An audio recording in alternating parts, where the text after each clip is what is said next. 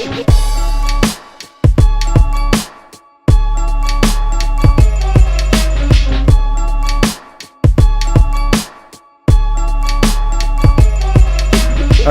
Mphoeng, welcome to BUA LE BATHO, our podcast which deals with career development in Botswana. Thank you. I think it's befitting that we invite somebody like you. You have a wide array of spaces that you've worked in. You've worked in the banking space, I believe. You've worked in the academic space. You've worked in consultancy. You've also dabbled in investments, I believe. And you sit on a couple of boards, I should believe. Yeah, so I'd just like for you to introduce yourself to the viewer at home and just take us through your journey as director of MP Consultant. Thank you. Yeah, I've had an interesting career. I'm one person who's always just allowed destiny to let it, to take its course. So Hassan said, I generally just sort of am open to new opportunities. I'm also very curious, so I get bored fairly quickly. But Mphoeng, I grew up in Pikwe. As they always say. UB, where I did a Bachelor of Finance. And look, the only reason I did a Bachelor of Finance now I think was it was and we were told, I think I might have done accounting. And then somebody said, well, it's very similar to accounting. And so Wait, who was that somebody? I don't know. I can't remember. It might have been my brother actually, because he was doing marketing at the time, and he said, "Look, just do this thing. It's likely going to be useful in the future." So I did it, and I didn't necessarily know what afterwards, but I just did it because I'm generally a curious person. I'm passionate about a lot of things. I generally enjoy a lot of things, and so UB for me worked quite well because you could touch on a lot of things. So, you would HR, marketing, information systems, economics. Economics. So I was able to sort of, touch on a lot of different things and stay curious, and I enjoyed all of those. Hits 2006. Thankfully, didn't do too badly in that regard. So was able to get my first job, go Bank of Botswana. I'd always, by the time UB, I wanted to go into asset management, investment manager, investment manager. But those are very small companies, and at the time there were no real jobs in So I went to Bank of Botswana. 2006, I think it was about 3-4 months but then was able to get hired to Bank of Botswana in the financial markets department. I don't know whether they still call it that, but that's basically the department that manages the foreign reserve stalhats. And I started off as a trainee verification supervisor. So that was middle office. So we were the guys who, after the dealers by Investor Madia Botswana, we were the ones that were doing just the reconciliation of bank accounting. And during that time as well, I then was, working on doing my CFA. But I quickly learned with the CFA was that I didn't enjoy it. I mean, I enjoyed the content, but I just hated the way that the course was structured. So what's CFA? Chartered Financial Analyst. So that is the main professional qualification about in investments, right? And right now it's probably essential for you to have some level CFA for you to even think about in investments. At the time, it wasn't important. Okay. Well, it wasn't important. It wasn't essential. Is it something that you can place like for diploma, master's degree? No, it's the same as we ACCA Libo SEMA. So you have to have a foundational degree normally. And then after that, Waidira, but specifically, let's say investments. So for anybody, your investments, CFA is really the premium qualification to do. But the key thing at the time that I thought was important, I think 2006, was just for me to get my some sort of second qualification. So what I then did was I applied for Commonwealth scholarship, got it. So after a year of working, I was able to go UK to be able to do my master's in finance. So I was able to go do my master's in finance at the Manchester Business School. That took a year. So I was back in 2008, 2 years later, effectively with a master's in finance. And for me, that's all I wanted. I just really wanted to have a qualification in a separate, basically higher than all of my other people by graduate finance. Remember, we were the first class, right? Yeah, finance. So I came back and I worked for Bank of Botswana for a little bit more, and then went to Standard Chartered. But Bank of Botswana at that time, I had already moved from being a verification supervisor to being a dealer, sitting in the international dealing and strategy unit, which, as I said, was the one managing and investing the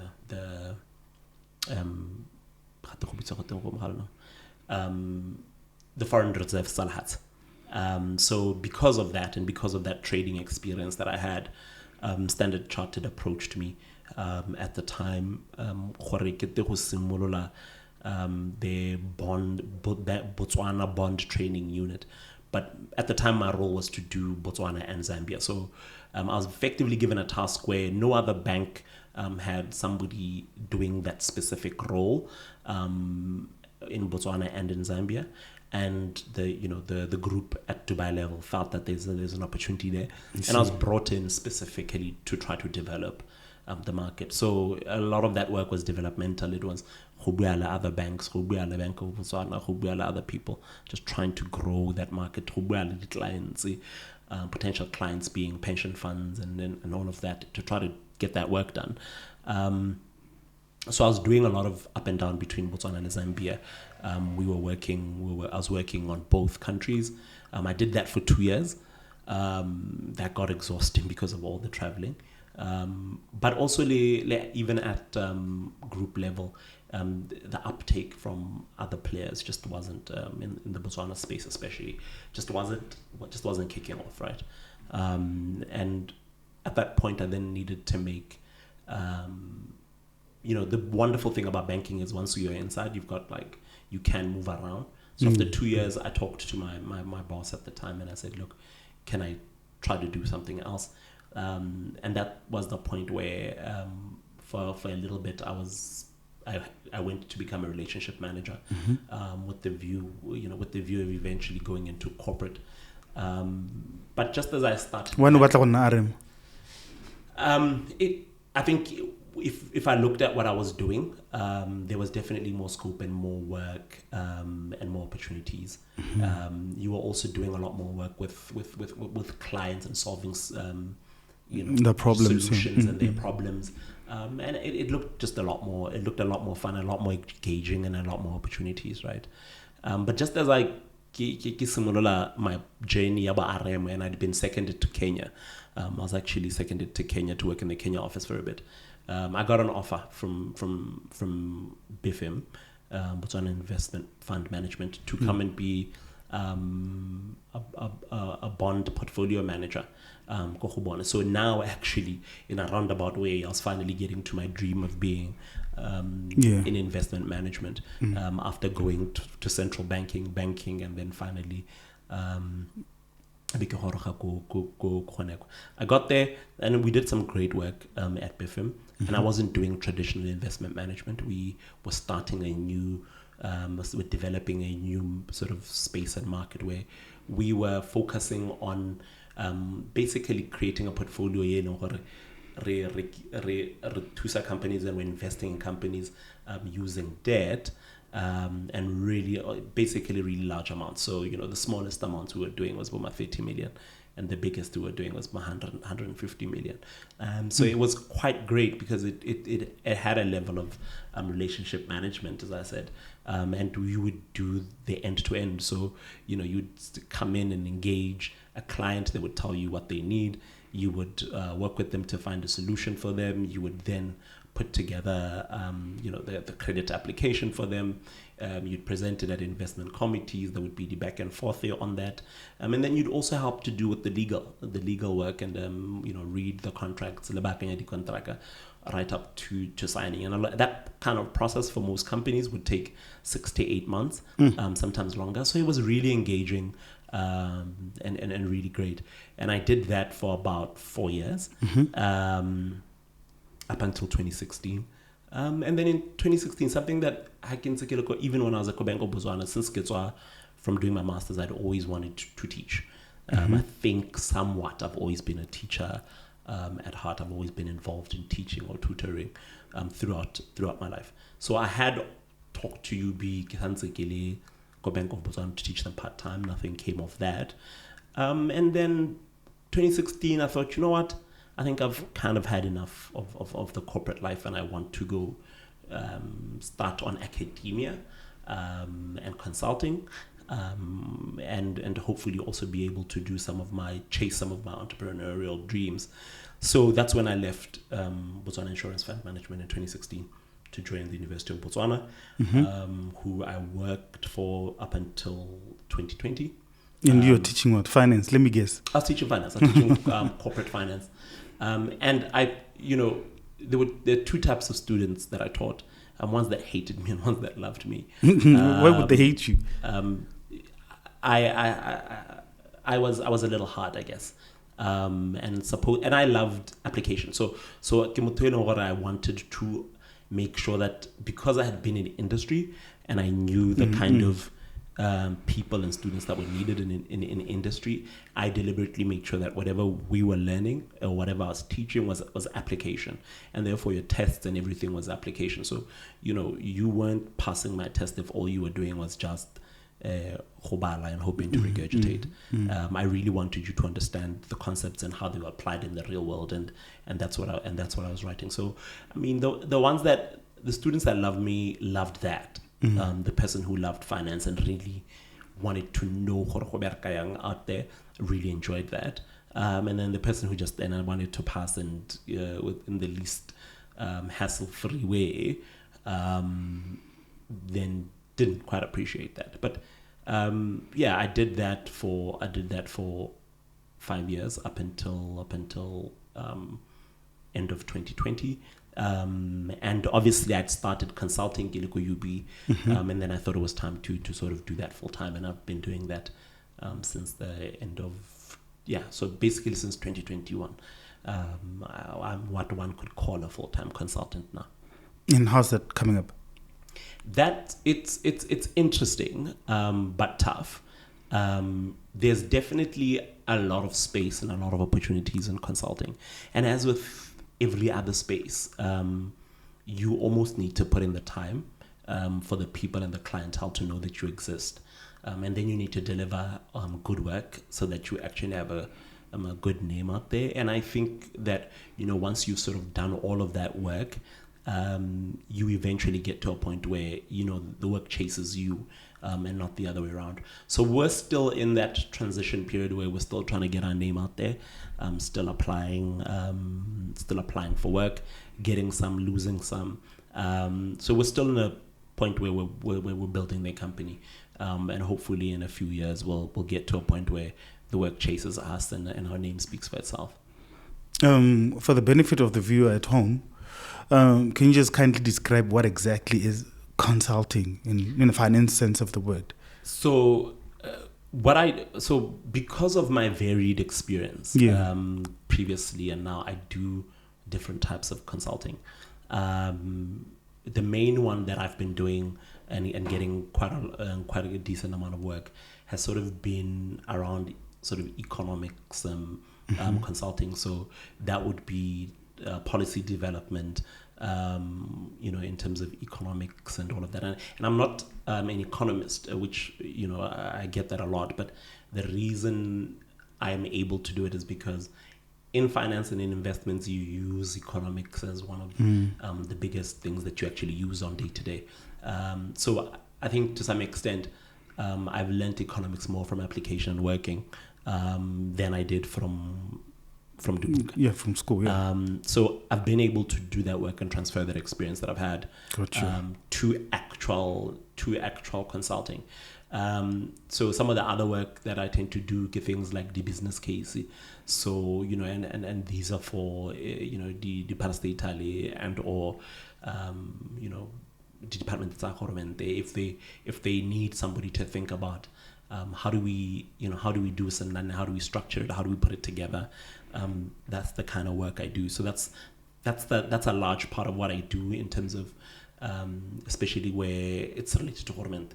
Another element which has been taking off in the last year is basically corporate finance advisory. And this is really leaning on the work that I did a lot of go BFM. So this is the raising of money. So a company wanting to raise capital would come to me, and I would help it in structuring that and putting together its documentation and finding potential funders for them. Now, there's obviously levels to that. So there's the guy who can do that for you. I'm not that guy. I do the bigger amounts. So generally, I wouldn't be doing anything less than 20-30 million pula, and trying to raise and help a company raise money for that, right up to 300-500 million pula, and just to structure that. So I'm leaning on that experience that I had Kuba Bifim to do that. So all of that, I mean, the advisory stuff in Botswana is a lot less. Per se, because I think as an economy we're still very underdeveloped in the capital markets. Of course, people still really depend on banks for their funding. So it's just trying to teach people that there's an alternative market, an alternative way and to raise money. But and just as I said in the other way, it's really just about getting your name out there and letting people know and that you can do the work. So that's the kind of stuff that we're currently dealing with right now and working with. Interesting stuff. So there's these different levels, Sabo, venture partners and angel investors. Can you just kindly take us through that space? Yeah. So you obviously have what is in the capital markets, and unfortunately Botswana isn't one of them. You would have different categories, and what the kind of things that people are looking at. So, when you have things like angel investing and venture capital, venture capital and angel investing tend to be where a company is a startup and it needs money. And people can then come in, and a lot of the time that kind of investment would be shareholding.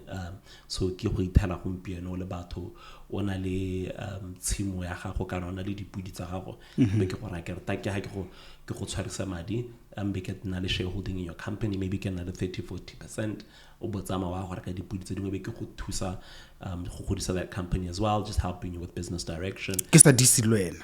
It's not that I would probably help you with strategic direction, and also you would be accountable to me as well. But to be okay, 100,000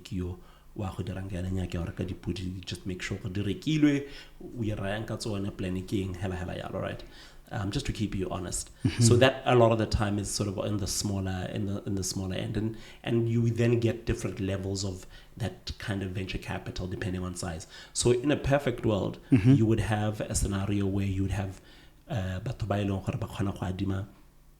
people in sort of the small startup companies, and then investor in the small startup company to a particular point. You would then get other investors who would come in, who would take you from being almost an SME to being slightly bigger, to grow you, and then after that you can have different levels of that, where 0 and then we get you to a point where maybe you're making 1 or 2 million pula a year, and then you will grow you from 1 or 2 million pula to 20 million pula, and then you from 20 million pula to 100 million pula. At which point you then start considering other forms of capital like who maybe who list them on the Botswana Stock Exchange, jalo jalo. So what you tend to find is we don't, as a country, we don't have a seamless infrastructure from zero. And those are the kind of things that we're currently working on and trying to do good things in that space. Getting into that venture capital space where somebody with a good idea, a good idea, and if I think it's worth something, so that's what the differences are. So these people are there, Botswana, these angels. You have some. You've got, the most prominent, can I make it the most formal angel investors, Botswana. I don't know, I can't say how many deals they've made, but there is a group of them there. You come and you pitch to them, and they hopefully invest in your company. Where are they found? I think you just have to do a search on Facebook, Angel Investment Botswana, and they'll probably pop up. Like I said, I'm not really a part of that space. You also, to some extent, the CEDAs and the YDFs of the world effectively do something similar. The only difference is that whereas really on the angel side, the idea is that we would take shareholding rather than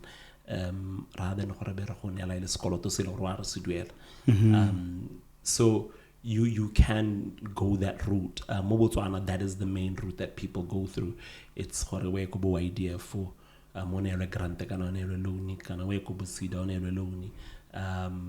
and you start your business in that manner. I would love to, what I'm working on currently is a venture capital fund that would be able to invest in equities straight off the bat, similar to what Angels Investors is doing, but just offer a different line.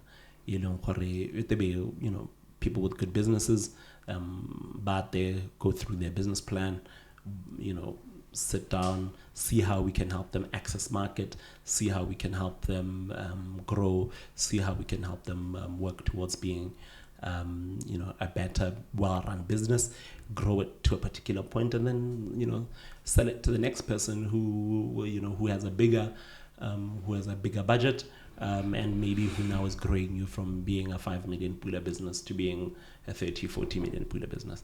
So those are the kind of things that we're working on right now. Yeah, no, that's what's up. So there's this term that they use, I think at BDC level, where they invest in your company, and at first I think they own a certain percentage of shares in your company.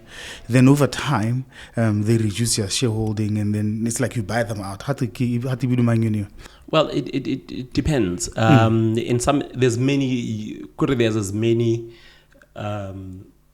capital raising structures and a way of doing things as you can possibly think of. When you're dealing at those levels, you think about solutions, and you look at different, and therefore there's a spectrum of what does the business need now. So sometimes you can call that convertible debt or convertible equity, which just means you can change it along the line. So sometimes what you get is what guys will do is they will invest, but equity shareholding. Now the importance of doing it that way is a company in every month or every 6 months or whatever the structure is. Yeah. So it then gives you a grace period of about 2 to 3 years. That's right. But with an agreement, how reach these particular metrics, maybe you grow to a certain level, which means maybe at that point you can afford a loan, then that triggers this money that we've put in converts into being a loan, and then you pay our loan down, and then more business in your thing. That's right. That really is it's just you can do any sort of structure. It just really depends on the solution and the problems that you're facing at the time. So I assume what you're talking about is something similar to that. Yeah.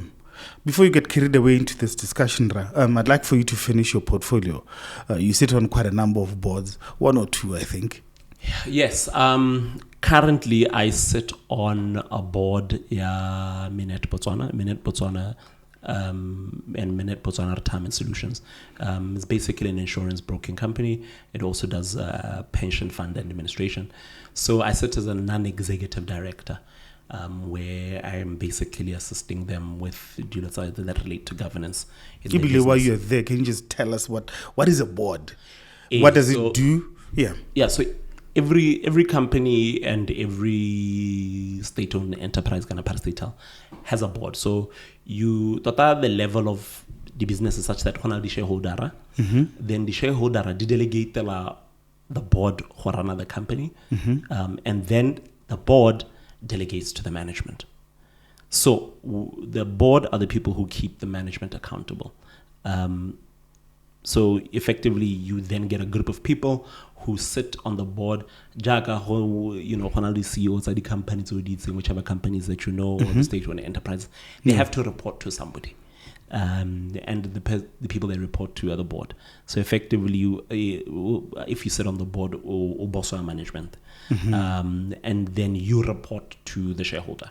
And so highly, the parastatally, that means the shareholder that you report to, highly a private business, then whoever it is that's invested money in there, you report to them. Of course. So basically all the board does is try to keep the management honest, and it just tries to manage strategic direction. So the board is the one that determines the strategic direction of company. That's right. And then it tells management, okay, management, this is what we want from you this year. This is what we need you to do. And this is how you're going to do it. And therefore, then management just keeps them accountable. Then the board keeps the management accountable and makes sure that so as I said, I sit on Minute Botswana, which is part of the Minute Group. It's an African multinational that's an insurance broking. So I sit on the board of that. I also sit on the board, the National Agricultural Research and Development Institution. So it's a fairly new parastatal. It's about fully functional. It's about 2-3 years old. Agricultural research that helps commercialize. So the idea is that the research is to find research best suits Botswana, that Botswana can commercialize and go into business with. And then in that manner. So to give. Do you guys have a public portal where you publish your findings? Yes. So all you have to go is just go to nadi.co.bw and you'll be able to find out it's just an amalgamation of what used to be NAFTEC kokanye. NAFTEC. I remember NAFTEC. The Department of Agricultural Research, which was in the Ministry of Agriculture. Yes. The Botswana National Vet Labs. How test soil testing, water testing, all of those kind of things. Go BNVL, which sits Kosebel. So one company that you might know, one product that you might know that is famous that comes out of Nadi. I don't know if we see it's a company with the Napro Pikwe. Yes, that's a Nadi. That's a Nadi. That's what's up. That's a Nadi company. So the idea there is that we will develop products, new types of macheu, new types of chakalakas. And the idea is that then, independent investors and businesses would then come, use that research that we use, and use the whatever product development that we've done, and then take it and blow it up and sell it and distribute it. And we'll give that IP to the specific business, and then we get paid back royalties for the development of the products in the manner that we've done them. So that's what we do. Got Nadi, and I sit on the board of Nadi. Oh, okay. As you spoke about those things, so your appointment to these boards, does it have anything to do with you being a finance guru or anything like that? Yes. So in terms of the board, what you will generally see is that what they want is that babata different skill sets. So you will, you want to be able to keep the management honest, and for you to do that, you need batho ba eleng gore are experienced in different things. So primarily, I always get called because experienced in finance and in investments, and I guess some level of my economics know-how as well. IT,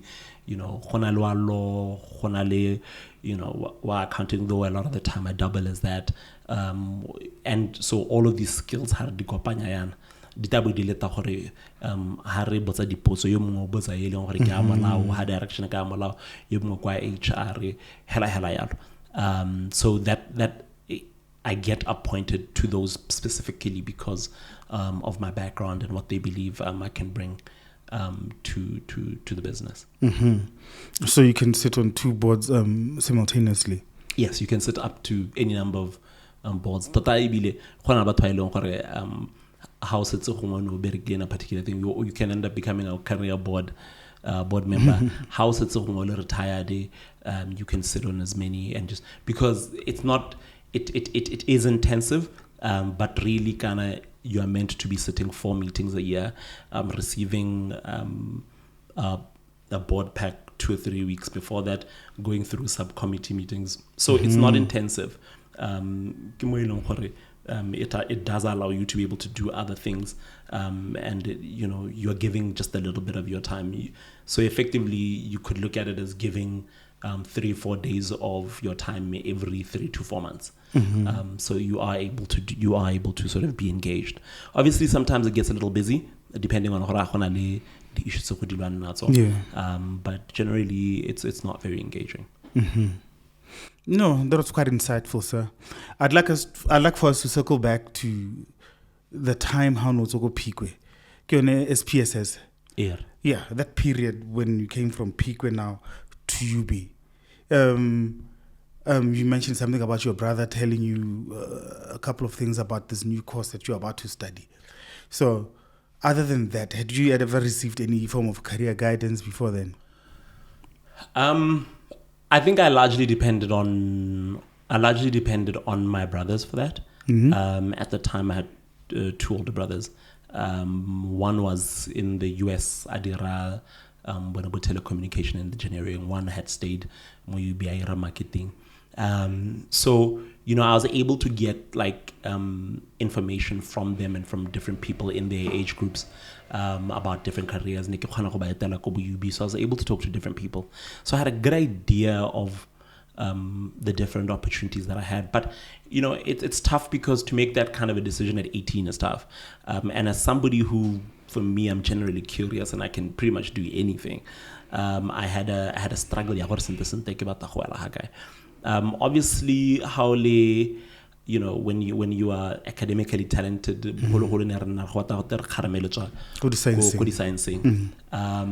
but my mother was a nurse and she was very clear that I'm not doing medicine. She was like, no, you are not working in anything health science related. Why? Her argument was she's worked in that space and she knows and she knows that it's not something that I would like and enjoy.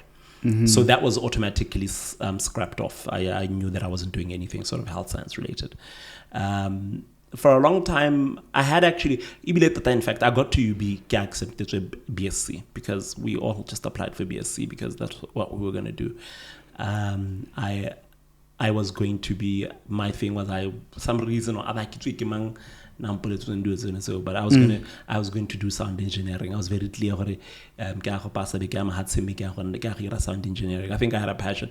I mean, you know me, I've got a little bit of a passion for the creative side of things. So I could see myself making beats and doing all sorts of things like that. So I was going to be I hoped that I'd get into music. It's a story for another day where I eventually changed away from that, but it has something to do with a girl. But and then at that point, so I applied. So in fact, initially I applied marketing because I was going to do what my brother was doing, and then I went and I changed research. I applied science. Science. Go BAC I applied accounting. Accounting, and then before ke goroga mo UB ke ke ya no ke batla change gape ke finance. So I was very confused, just like the average 18-year-old. Depending on who you're talking to, you fall in love with something different on a particular week. But yeah, so when I finally got to UB, I then switched from BSc to finance, and that's what I did. So basically, I considered sound engineering, BSc. I considered marketing, and I'd applied for that. I'd considered BAC, accounting, but then I eventually settled on finance.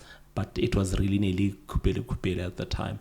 But yeah, here we are now.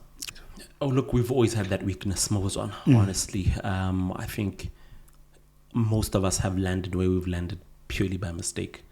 My passion, as I said, has always been some level of teaching.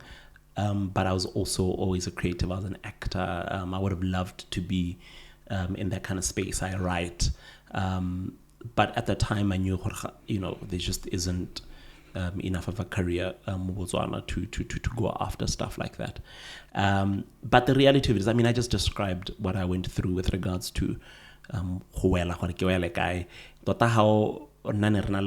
had just had university. If I was the oldest and maybe Kisana anybody, I had lucky. I was, my mother. I could talk to other people. I had access to other people. That isn't the case with a lot of students. And the information that people get also, you wish that the child could have the same access as the child Okaradisel. Of course. So there is definitely that space, and I think the little that I've seen is obviously when I do career guidance and counseling. People go dikweleng. From our time, I don't think they were doing a great job. I don't know what's the case now, but also it was guidance and counseling. It wasn't necessarily career guidance and counseling. You then also have dikwele. So whenever every year and they do roadshows. I don't know whether they touch on every single school. But also the kind of whenever by techies. So obviously you have to take that information with a pinch of salt. But at least there's something at that level, and there's obviously the career guidance fairs that they do have before when I top dikwele. But I think one element that is missing, which I think you guys are trying to fill and could fill very well, is the element there hangana has a teshar. Because I think you get a lot of people, you do have some resources at the level young aya tertiary. I don't think there's enough at wana aheta. And from the schools that I've had access to, I don't think there's a lot of work in that space. And it's something that I was passionate about. Even like my students will attest in finance and in that space, because I had access to people in the industry. I used to call them to classes, just to demystify the different things. Yeah, I remember you used to call like your buddies who are thrashing it in different areas. Yeah, so if it's specifically in finance, you'd get somebody with insurance, you get somebody with bank, get somebody with investment management, somebody with relationship management, so that people can sort of formulate a good idea of what it is that they might want to do, right from the kind of courses they must take, professional qualifications, the kind of opportunities that exist, what they need to develop of themselves, and so if that would be excellent if we could have like a platform like that where people can speak to their different jobs and what they do, and then have it freely accessible to everybody, or at least the ngwana ko Lotsane, le ngwana ko Good Hope, le ngwana ko Mphoeng Mphoeng, le ngwana ko Tutume ba khona gore ba bone the same kind of content, and also to realize gore lo rena re tswa ko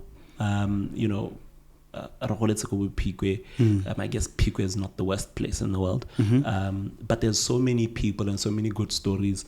Yeah, batho ba eleng gore motho go letse hela ko merakeng, kana na o go letse ko merakeng ba tsa ka traka a isu a sekwele, that have now turned into really great stories. And I think the average person who's maybe living that life and living I feel like gore go tshwantse re ithoboge kana tiro tse e leng gore di mo lebagane hela ke go nna morutabana kana go nna le sone kana go a khone go itse gore there's actually a lot more out there. I mean, ha nna ke tswa Phikwe, I didn't really know what was out there because all I was exposed to was the mine. So I knew that you could do something that relates to the mine. But even then, why VTC and then you work in the mine, just at the artisan levels, I never really knew anything about the engineers and all of that. And then I knew standard, so you know and then you know the shops, and then obviously you know and that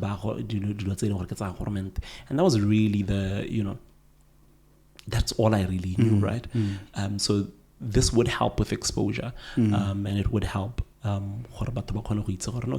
there's different jobs out there, there's different levels out there, there's different opportunities out there, and the a platform that's open and available to everyone. So I think we definitely need it, and it'll be useful. No, definitely. I think another thing also ke batsadi. During situations like these, parents and guardians oftentimes we tell they're out of depth. I want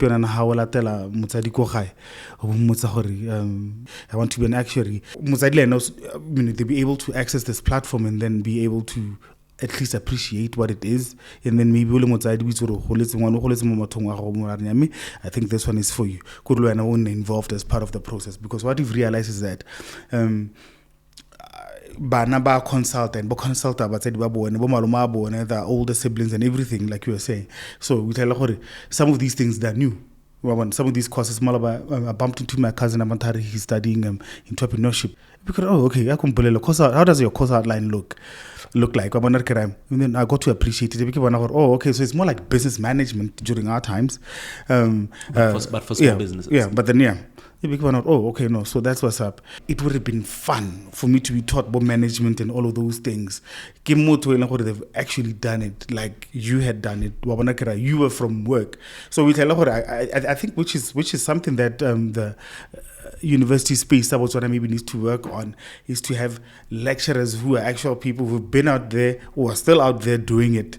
Yeah, there are different courses that do that well. Yes, because that's what I'm exposed to. Okay. The law department, UB has done that very well. Yes. Even Lena Kwarona, but definitely were practicing lawyers. Yeah. There's a thing called adjunct lecturers, where essentially uruta ke motho berekang ha go ruta course one, and that's all they're doing, and that's what they're teaching.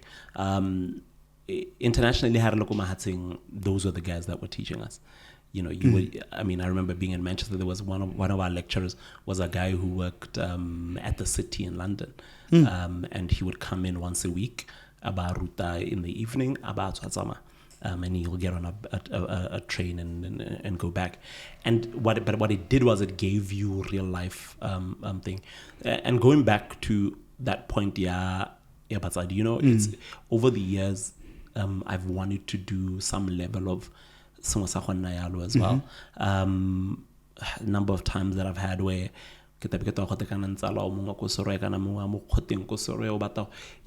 I've just always thought about creating a career fair, it's a formal, just get a group of guys, little about 10 or 15 that do different things.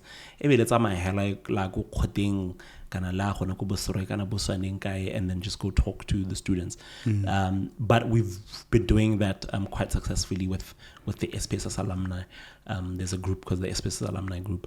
What we do is we give, we support the school quite strongly, especially Kabudi prize giving. Most of the prize giving in the past 10 years have been donated by the SPS alumni. And then we normally, the day before that, we do a career fair, and that career fair will be me, Mphoeng Mphoeng, and a mining engineer. So that's something that we've been doing, and it's something that I think, it's a great this initiative. is a way, and these are the things, how people just wonder how they can give back to their different communities. Just go back to your schools, go back to your schools and speak to the students. One of the most important things about that is that mebileng gore le bone ba e go bea at that time. So how will motho pikwe, it's great seeing somebody wa botshabelo neng lo yena o nna ko botshabelo o mmona gompieno ile mining engineer a gore ga a kgwetsa Range Rover a gore a re kana mme ne ke nna ko botshabelo ke tshwana lo yena helalo. That's right. I think that's something that's really great, and something that I think as a country we really need to, and as individuals we really need to start going back and giving back to the kwele tsa rona. Yeah, I want you to tell me about what is it, Bachelor in Finance? Yes. Yeah, and all of its different ideations. I think maybe other universities call it different things, right? Tell me, what are the opportunities out there for somebody who studied a course like that? And then also, while you're at it, can you just go back a bit and then tell me which subjects are being looked at for somebody maybe while I'm Form 3? Because with this platform, what we want to do also, and we want to go back to that kid or something, and another opportunity to choose that career at JC. Since I have Form 4, or better yet, when I had a PSL, sometimes can have Saira Ati or you can start at about Form 3, and stuff like that. So I just like for you maybe to just give us a bit of some insight there. What subjects would somebody want to really pass and do well in when they're at senior school for them to get a qualification that would actually put them in good stead to study it? And then once they've studied it, which careers can they dabble into? What are the career opportunities looking like? So specifically with a bachelor in finance, and like you said, there's different iterations of that. Whether I'm specifically speaking to University of Botswana, there's obviously some go BAC, and I think go Botswana ke the other schools, but definitely those two. I know I've got some iteration of it. For me, there wasn't what one could call a prerequisite. Okay. You should be doing this particular course. What's the name of financing? It's just that finance, I think, outside of law is the most difficult course to get into. I think law is slightly harder. And part of that is number. It tends to be a small class. It tends to pick up about 30 people or so. So you tend to find it that those being really the highest, best people in the country. So first things first, you have to pass. You can't think of finance if you're not like the best of the best. And the best of the best isn't necessarily dependent on how smart you are. I think it just goes down to application and how hard you work. And then, so maybe for argument's sake, one, when thinking about that, because the prerequisite,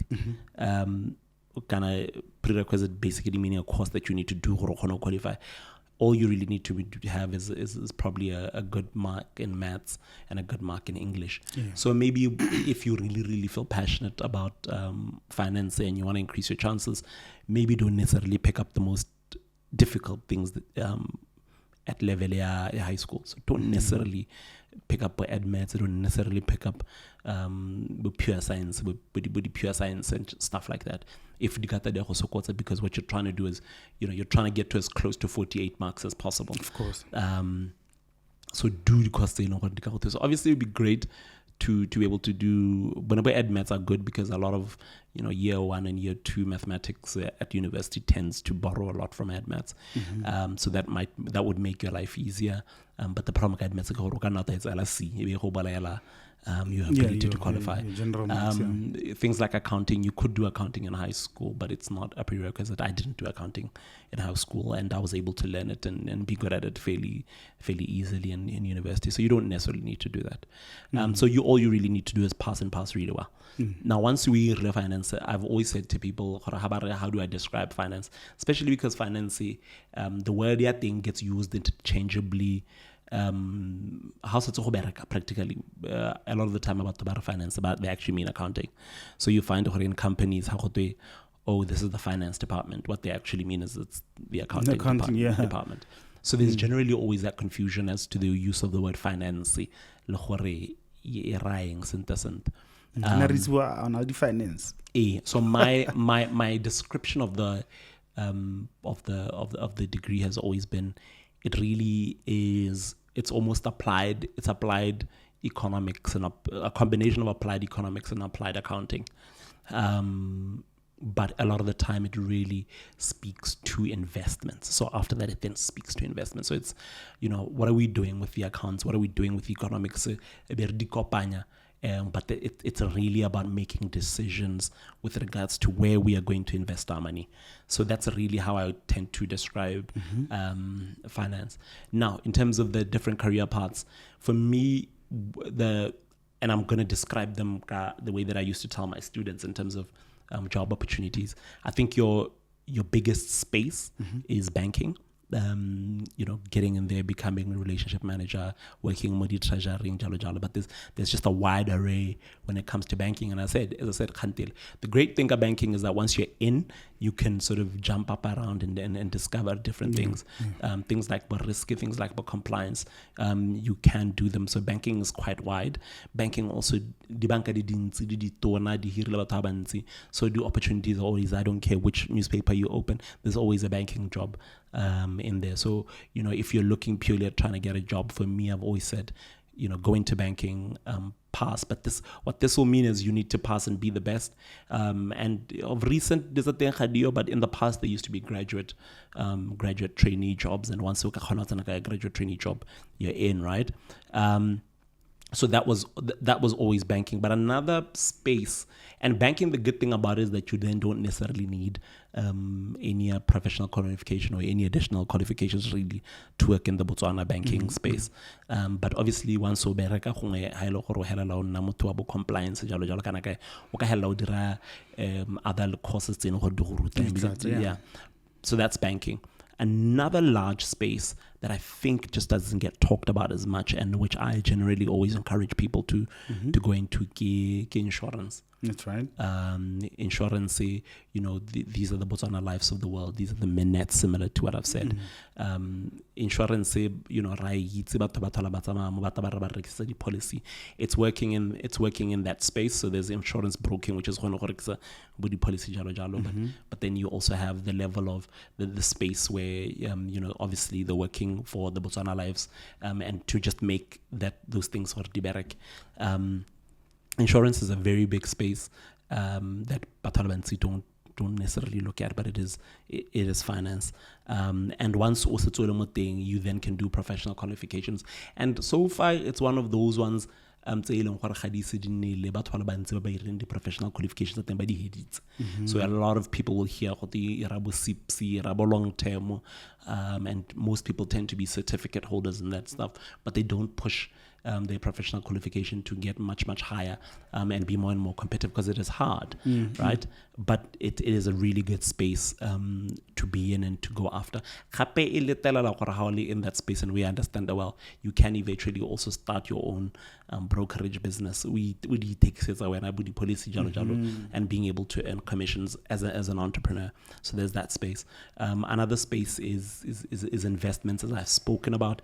Investments for me is the one that I generally I try to keep people away from, because it is the most lucrative. It has the best pay. It has the best probably working environment, but it is very small. Botswana, it's very small. The companies are small. The companies are staffed by very young people. It's almost near impossible to work in there with CFA, and that is a very hard qualification to get. Once, if you are in and you have your CFA, you are set for life, and you're going to have a very wonderful, financially lucrative life. But then the problem is you actually then still have to find a job. And the Botswana market is very small. And, as I said, it's very young. So people are not going anywhere. So they're very few and far between.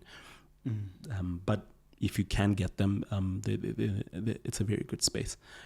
So those are, obviously there's other type of institutions, the Cedars of the world, and other and other people who lend money can also hire you. But what also happens a lot is a lot of Banaba Finance actually get hired as accountants. So that's the other advantage. It's still accounting, because in it you do quite a lot of accounting. So I've got a lot of friends by as accountants, finance. So it does allow you as well in terms of that scope. You're not necessarily finding work in finance specific work. You can still do accounting. Oh, that's quite insightful. I think we'll try to get an exhaustive list of them, or maybe like a more formal list. Any other worthy mentions of career opportunities? Nothing that I can think of off the top of my head that isn't sort of covered by. But you did say stuff like banking has a lot of those. Yes, banking just has a wide array. Even something like investments. There's the traditional, obviously, investments that's about the pension fund delivering, but now you're starting to get to the venture capital fund and all of those, or anything that has to do with it. I'm lending people money and that kind of stuff and investing. So it's a growing space, Botswana, and it will continue to grow. So, what do you think about the future of the course or the program itself? Depending on the university that you're at, obviously, just like all of the other degrees, there's always a challenge. AI and technology, and some of the what you see with some of these institutions is badira degree accommodate that the world is changing while still being finance courses. In some instances, I think like you be some of these finance ones signal science, because there's things like risk and there's things like actuarials somebody with a finance background. So the future. The reality is you're always going to need investments, and you're always going to need people who make decisions on investments and where to lend money and where to put money. And even if AI and robots that try to tell you that, there will always be space for humans. So in terms of the future, in terms of the courses, it's something that I would still say, if you're hardworking, if you're intelligent, and if you're willing to put your head down, and you're willing to put in the work, it is a very good and a very lucrative career. Whether you go to banking, whether you go insurancing, whether you go to investments, all of those are really great. But the reality of it is you can't do that thing. It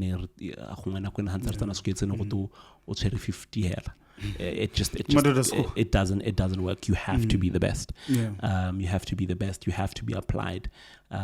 You have to be a strong personality. But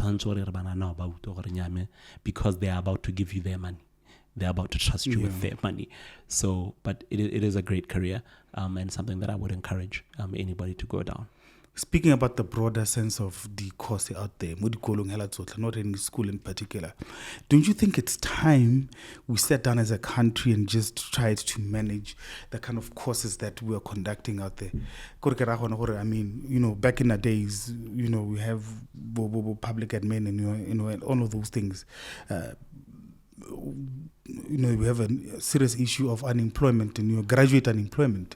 Don't you think maybe we have mismatched skills and what the workplace also needs? Or is it just a case of our economy is small, but it can only accommodate so much, so there's just too many graduates coming through the ranks, while there's not that much vacancies?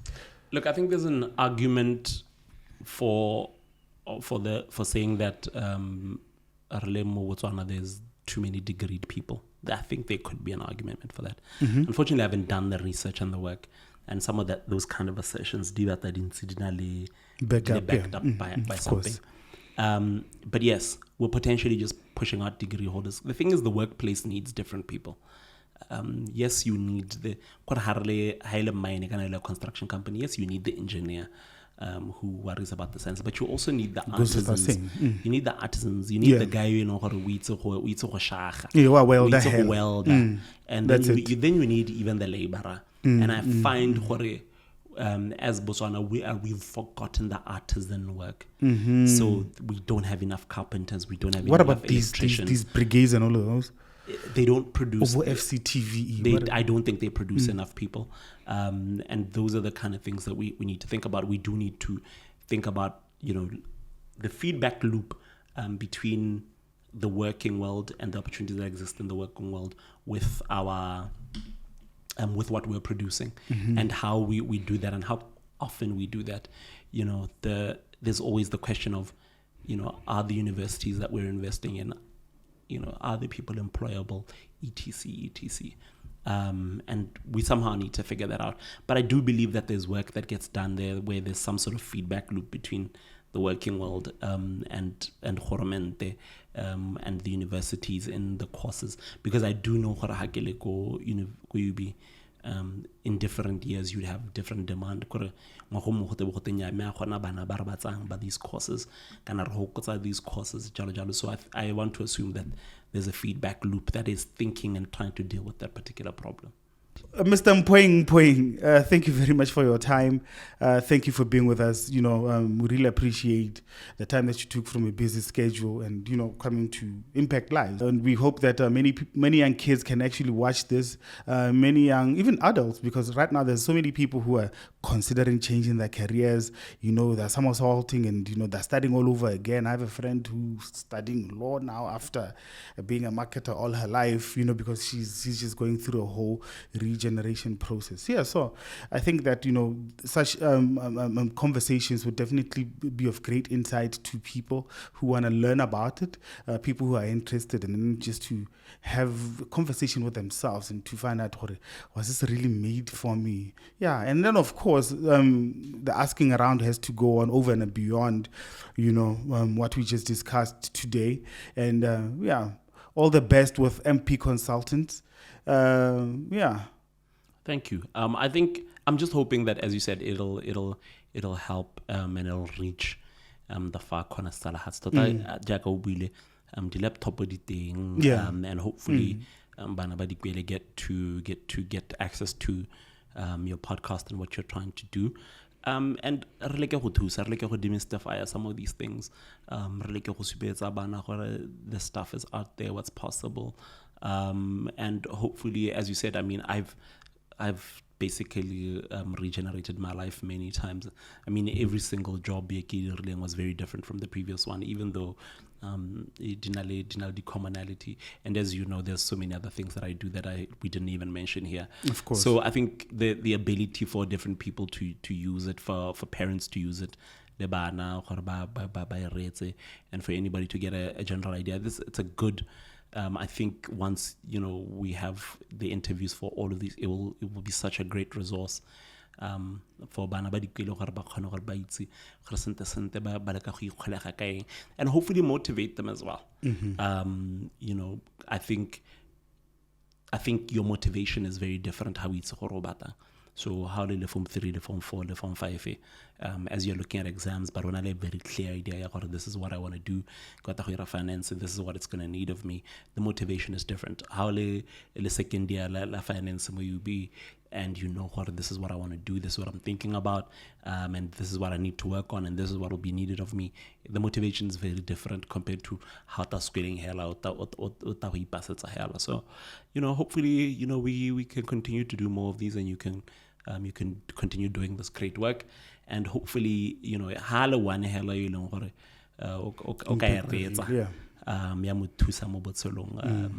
would be amazing. That'll be a win. Yeah.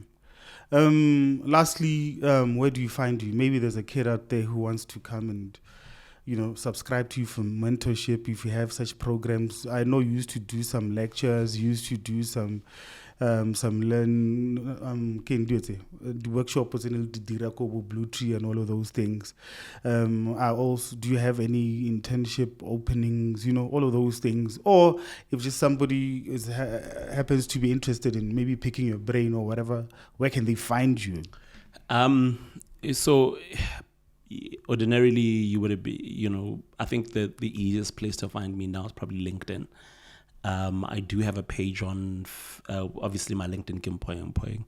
I do have a page on Facebook, Mphoeng's World, but I hardly update it anymore. Similar to my Twitter, Leone used to be quite active. It isn't anymore. I have a website, so if you want to find out about me, want to be able to contact me, you can just go to mphoeng.com, to see all the different things that I do, and reach out. Thanks a lot once again, sir. What a